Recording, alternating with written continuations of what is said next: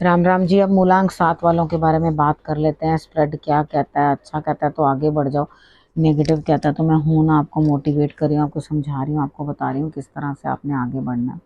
ठीक है, किस तरह से उपाय करने हैं, किस तरह से मित्र शत्रुओं को हैंडल करना है और किस तरह से गुरु मंत्र को जो है अपनी लाइफ में इम्प्लीमेंट करना है। अब सबसे पहले आपने क्या चीज़ सोचनी है, यहाँ पर देखो, आपने प्रश्न कोई पूछना है तो आपने वो मेरे से पूछ लेना है। वो किस तरह से सब्सक्राइब किया हो, कमेंट्स करते हो मुझे, तभी अपने प्रश्न को पूछना। अगर आपने कभी भी कमेंट नहीं किया, पहली बार आप मेरी वीडियो देख रहे हो और उसके बाद आप मुझे कमेंट करके क्वेश्चन पूछ रहे हो, तो मैं पहले किसको प्रेफरेंस दूंगी? ठीक है ना।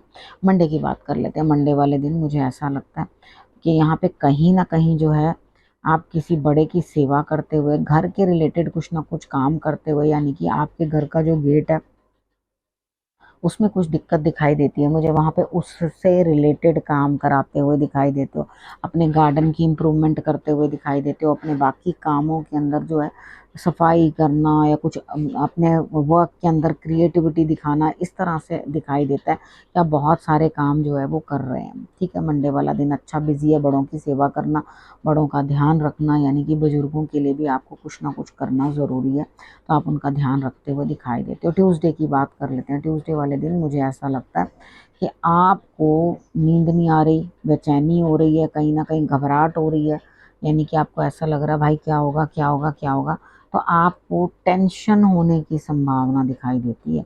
यहाँ पे आप जबरदस्ती का अपने आप को इमोशनल किसी भी एस्पेक्ट में घुसा देंगे, सोचते रहेंगे मैं ये करूं ना करूं ना करूं, ये करूं वो करूं, इस तरह से करके आप बहुत परेशान हैं। और वेडनेसडे वाले दिन आप क्या कर रहे हो, अपने गुरु को बात करते हुए, या तो गुरु तक चल के जाओगे, या तो मंदिर जाओगे, या अपने गुरु के पास जाओगे, तो ईश्वर पे अपनी सारी परेशानियां छोड़ दोगे। ट्रैवल भी दिखाई दे रही है आपके लिए अच्छा रास्ता भी दिखाई दे रहा है, तो आप करोगे क्या? आगे बढ़ोगे और अपने लिए बेहतरी जो है वो करते हुए दिखाई देते हो। बात कर लेते हैं थर्सडे की। थर्सडे वाले दिन मुझे ऐसा लगता है यहाँ पे कहीं ना कहीं आपके काम जो है धीमे होते हुए। रीज़न क्या है? यहाँ कुछ दान करना है। ठीक है, यहाँ पे किसी ना किसी को कुछ दान करना है। कुछ लोग नीडी हैं, उनको आप दान कर सकते हो। कुछ लोग जो हैं ज़रूरतमंद हैं, या किसी को आपने कुछ देना है, तो यहाँ पर आपका देना ज़रूरी है। धीरे धीरे धीरे धीरे क्या चीज़ होगा कि सारी चीज़ें जो हैं आपके लिए धीमी होती जाएंगी, यानी कि आपके लिए कुछ ना कुछ सिचुएशन इस तरह की बनती हुई दिखाई देगी कि हर चीज़ जो है आपके लिए धीमा रिजल्ट देगी। यानी कि अगर आपने किसी को कुछ भी करके देना है तो आप बड़े स्लो रहोगे अपने काम में, और अगर कोई काम का रिजल्ट जल्दी चाहते हो तो वो भी बड़ा स्लोली स्लोली जो है आपको रिजल्ट मिलेगा, यानी कि कोई खास फायदा होता हुआ मुझे दिखाई नहीं देता इस दिन। आपको एक दिन देने का है, लेने का नहीं है, तो जितनी जल्दी किसी को दे दो उतना बढ़िया। बाकी सारे रिजल्ट्स मुझे धीमे दिखाई देते हैं, इतना बढ़िया कुछ खास रिजल्ट थर्सडे वाले दिन दिखाई नहीं देता।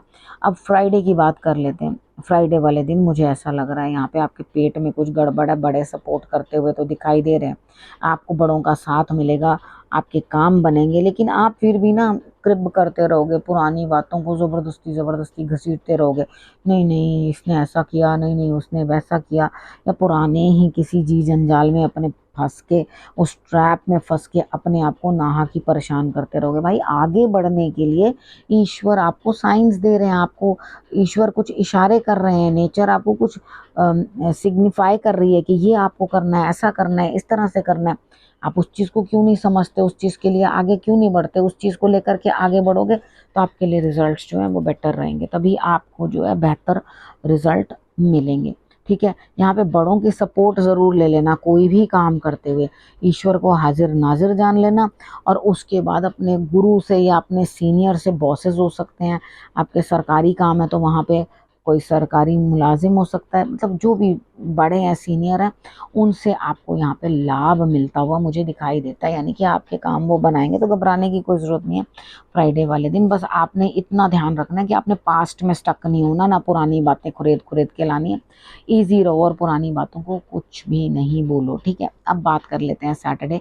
सैटरडे वाले दिन मुझे ऐसा लगता है यहाँ पर स्थिति कुछ इस तरह की दिखाई देती है कि आप नई सोच समझ के साथ आगे तो बढ़ोगे, लेकिन आप खतरा भांप नहीं पाओगे। आपके लिए कुछ ना कुछ खतरा सैटरडे वाले दिन दिखाई देता है, तो आपको ये समझ में नहीं आएगा कि यहाँ पे मेरे लिए कुछ गड़बड़ है, यहाँ दिमाग जो है ज़रूरत से ज़्यादा तेज चल रहा है, ठीक है। और उसके बाद हर चीज़ के लिए आप जो है अपने लिए ही खुद ही परेशानियां क्रिएट कर लोगे, अपने लिए खुद ही कुछ ना कुछ दिक्कत दे लोगे अपने आप को। तो यहाँ धर्म स्थान की तरफ बढ़ना ज़रूरी है, वहाँ पे जाके केले जो है दान करके आओ। पीला रंग आप पहनो, ठीक है, आपके लिए बेहतरी रहेगी। सैटरडे वाले दिन काला रंग मत पहना, अगर नहीं पहन सक रहे हो पीला रंग तो कोई बात नहीं, पीली और लाल रंग की मौली होती है, उस मौली को आप बांध लेना।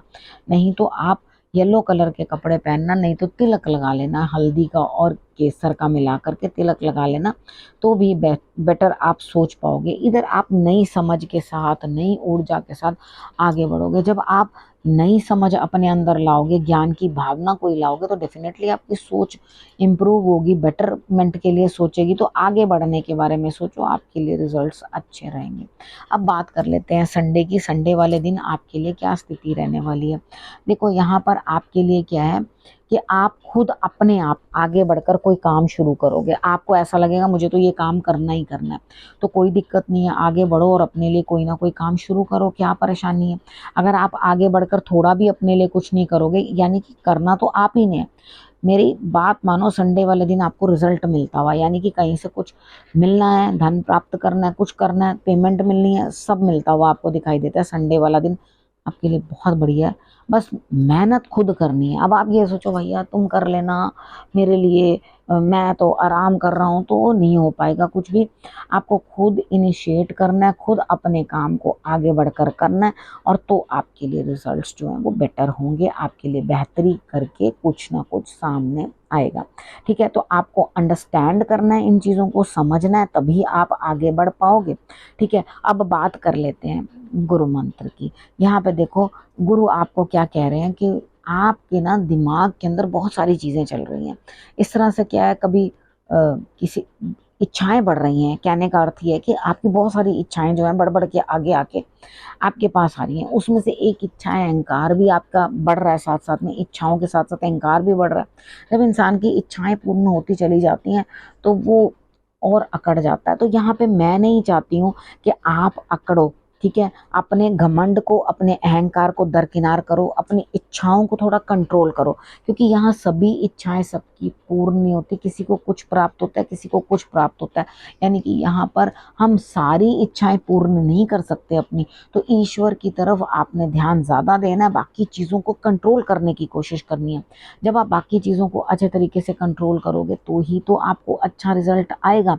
अगर आप ये सोचोगे अरे भैया मुझे ये भी चाहिए, मुझे वो भी चाहिए, मुझे वो भी चाहिए, तो आप कितना भी सोचते रहो सभी कुछ प्राप्त नहीं होता। धीरे धीरे चलो, चीज़ों की प्राप्ति होगी, क्योंकि यहाँ पर आपके लिए रिजल्ट्स ऑटोमेटिकली बढ़ के आएंगे, अच्छे आएंगे, तभी आप समझ पाओगे। बस आपने अपने अहंकार को अपने से दूर रखना है किसी भी चीज़ में। देखो एक चीज़ ध्यान रखो, ईश्वर करने वाले, हम कौन है, वो तो निमित्त बनाते हैं हमें, वही हमारा मान बढ़ाते हैं, वही हमारा अपमान करवा देते हैं। तो यहाँ पर अहंकार किस चीज़ का, जो चीज़ हमारी है ही नहीं, ना ये दुनिया हमारी, ना घर हमारे, हमारे पास कुछ भी नहीं है, ये तो हम टेम्परेली चीज़ें यूज़ कर रहे हैं, ये बॉडी भी हमारी नहीं है, तो इसे भी हमें छोड़कर ईश्वर के घर जाना पड़ेगा। तो अहंकार किस बात का, त्याग करो इस अहंकार को और आगे बढ़ो, ठीक है। अब करना क्या, आपने रखना है अपना और अपनों का बहुत अच्छे से ध्यान। अगले हफ्ते मेरे आने का करना है इंतज़ार, तब तक के लिए नमस्कार।